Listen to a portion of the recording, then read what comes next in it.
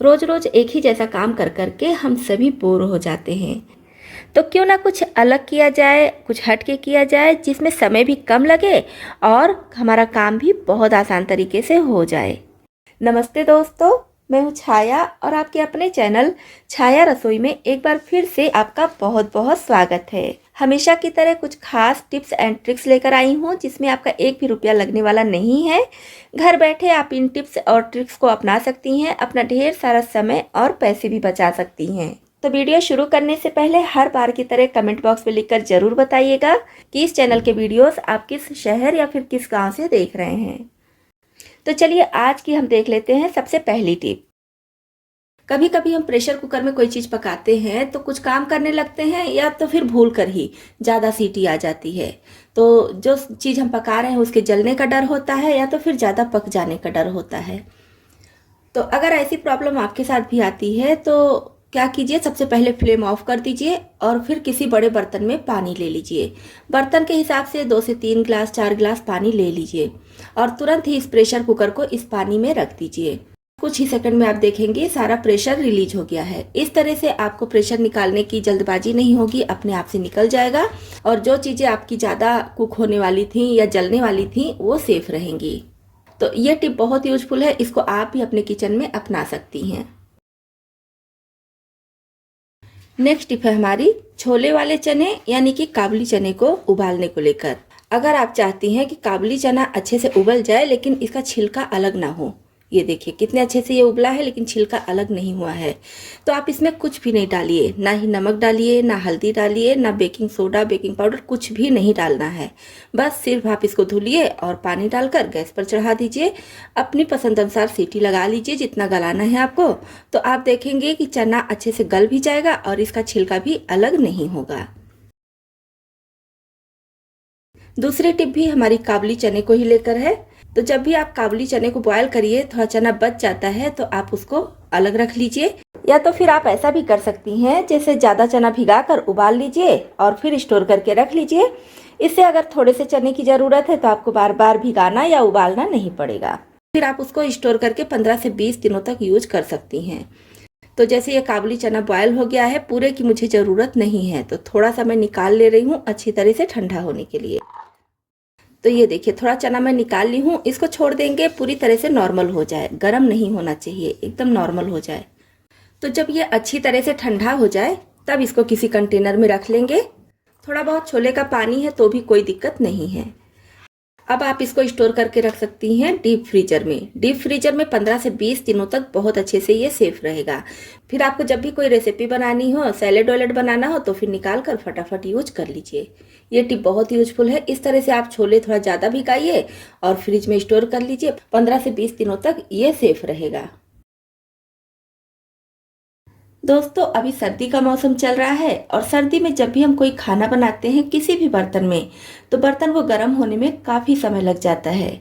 तो बर्तन हमारा जल्दी से गर्म हो जाए जिससे हम चीज़ें जल्दी बना सकें और हमारा गैस भी कम खर्चा हो, इसके लिए क्या कीजिए, जैसे ये प्रेशर कुकर है तो फ्लेम ऑन करने के बाद हम इस तरह से रख के प्रेशर कुकर को गर्म करते हैं।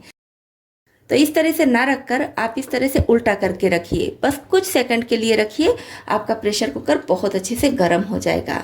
इसमें समय भी कम लगेगा, गैस की बचत होगी और आपकी चीज़ें बहुत जल्दी से बन भी जाएंगी। तो सर्दियों के समय जब बर्तन काफ़ी ठंडे होते हैं तब इस टिप को आप भी अपना सकती हैं। अब नेक्स्ट टिप है हमारी पुरानी मेटल की चूड़ियों को लेकर। कुछ मेटल की चूड़ियों का कलर उतर जाता है, कुछ टेढ़ी मेढ़ी हो जाती हैं तो हम इनको फेंक देते हैं, पहनते नहीं हैं। तो जब भी आपके घर में इस तरह से पुरानी मेटल की चूड़ियाँ निकले तब आप इनको बिल्कुल ना फेंकिए, इनका बहुत अच्छा यूज कर सकती हैं। तो इनका यूज करने के लिए हमें चाहिए हैंगर। अगर पतले साइज का हैंगर है, जैसे ये वाला देखिए तार का हैंगर है, पतला वाला है, तो आप 2 हैंगर ले लीजिए और मोटा वाला है तो 1 से भी काम चल जाएगा। कुछ कुछ हैंगर में यहाँ पर ये जॉइंट होता है, ऐसे टेढ़ा रहता है तो आप उसको खोलकर निकाल लीजिए। और ये वाला तो मैं पहले से ही खोल दी हूँ तो इसको खोलने की ज़रूरत नहीं है। अब ये मेटल की चूड़ियाँ इसमें डाल देंगे। तो इस तरह से कहीं भी आपके घर में किचन में कील है तो इसको हैंग कर दीजिए और इन चूड़ियों में हम हैंग करेंगे किचन टॉवेल। आप चाहे तो दुपट्टा, स्कार्फ या फिर सॉक्स वगैरह भी हैंग करके एक साथ इकट्ठा करके रख सकती हैं। इससे आपका काम काफ़ी आसान हो जाएगा। आपको पूरे घर में खोजने की भी ज़रूरत नहीं पड़ेगी कि हमारी चीज़ें कहाँ हैं। और जब भी आप चाहें तो एक जगह से दूसरी जगह बहुत अच्छे से मूव भी कर सकती हैं। इससे आपका पुराना हैंगर भी यूज हो जाएगा, पुरानी मेटल की चूड़ियाँ भी यूज हो जाएंगी। तो ये बहुत ही यूजफुल टिप है हर किसी के लिए, आप भी इसको ज़रूर अपनाएं। जब भी आप मिट्टी के बर्तन में कोई भी खाना बनाइए तो इसको धुलने के बाद, साफ़ करने के बाद ऐसे ही न रख दीजिए। ऐसे ही अगर आप रख देंगी और 3 से 4 दिनों तक या फिर सप्ताह भर इसका यूज नहीं करेंगी तो फिर इसमें फंगस लग जाता है। तो मैं कैसे रखती हूँ, ये हांडी मेरी काफ़ी पुरानी हो चुकी है, मैं दही इसी में जमाती हूँ। तो आज मैं आपके साथ शेयर कर रही हूँ कि इस हांडी को कैसे रखें कि काफ़ी लंबे समय तक आप इसको रख भी सकती हैं और इसमें किसी भी तरह का फंगस या फिर कुछ भी गंदगी नहीं आएगी और देखने से एकदम नई जैसी लगेगी। तो इसको मैं कैसे रखती हूँ और बार बार इसका यूज कैसे करती हूँ, अगर आप चाहेंगे तो मैं फुल वीडियो बनाकर इसका आपके साथ शेयर भी करूँगी। तो अभी तो मैं बता रही हूँ कि जब भी आप मिट्टी के बर्तन में कोई भी खाना वगैरह बना लीजिए या फिर दही, दूध कुछ भी रखती हैं, मिट्टी के बर्तन को अच्छे से धुल लीजिए। धुलने के बाद इसको ऐसे ही नहीं रखना है। इसको आप या तो आपके यहाँ अगर अच्छी धूप हो रही है तो धूप में पूरे दिन के लिए छोड़ दीजिए। पूरे दिन के लिए ये हांडी धूप में पड़ी रहे जिससे कि अच्छी तरह से सूख जाए। अब अगर धूप नहीं हो रही है तो इस तरह से फ्लेम ऑन कर लीजिए, एकदम लो पर रखिए। अब इसको हम छोड़ देंगे 3 से 4 मिनट के लिए। अगर आपकी हांडी गीली है तो जब तक वो अच्छी तरह से सूख न जाए तब तक रहने दीजिए। और इसके चिटकने का बिल्कुल डर नहीं है, आप बिल्कुल भी परेशान ना होइएगा कि चिटक जाएगी हांडी। बस आपको फ्लेम एकदम लो रखना है और बहुत ज़्यादा देर के लिए छोड़ना भी नहीं है। तो ये देखिए, इस तरह से जब आप गैस पर रखेंगी तो ये हांडी में अभी भी देखिए थोड़ी गर्मी थी। तो देखिए पहले हांडी का कलर अंदर कैसा था, अभी देखिए जैसे जैसे इस पर गर्मी लग रही है वैसे वैसे कलर चेंज हो रहा है। तो इसको हम सब तरफ से घुमाते हुए अच्छे से गर्म कर लेंगे जिससे कि इसमें जितनी भी नमी है, जितना भी मॉइस्चर है, सब सूख जाए। और अगर आपके यहाँ धूप अच्छी है तो पूरे दिन के लिए धूप में पड़े रहने दीजिए, फिर आपको ये प्रोसेस करने की ज़रूरत नहीं है। तो हांडी का कलर देखिए कितना चेंज हो रहा है। तो इस तरह से पूरा ऊपर तक, यहाँ तक हम इसको सब तरफ से घुमाते हुए अच्छे से गर्म कर लेंगे।